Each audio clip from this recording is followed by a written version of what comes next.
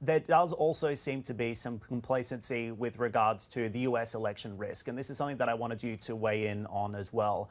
What do you think equity markets are pricing right now? I understand there's distortion in the market today, but which way does this sway? Because if anything, I would assume that markets right now are pricing a continuity of Trump policy.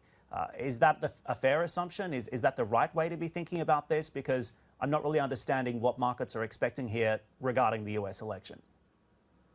Yeah, it's a tricky one. If you look at volatility curve, which is, kind of a contract that prices risk, it's pricing in very significant event risk around the elections. So, I think people are expecting that we're going to see a lot of volatility around the election.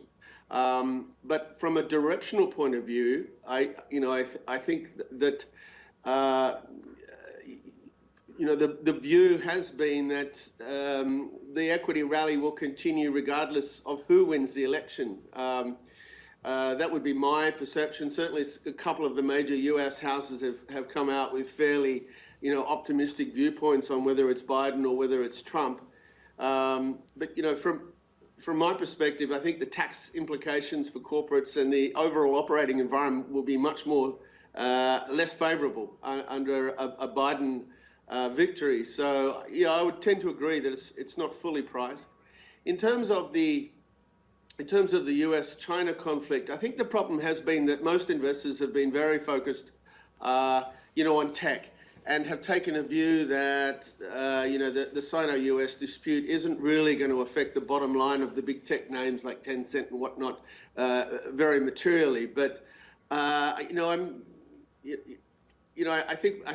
think that remains to be tested, because what's kind of confused the situation is the US support to consumers has been so high, it's really boosted Chinese exports to the US over the last 6 months. What worries me is that, as we move into the election, if President Trump wants to use the US-China relationship as an election issue, I think it could be that could definitely cause some volatility.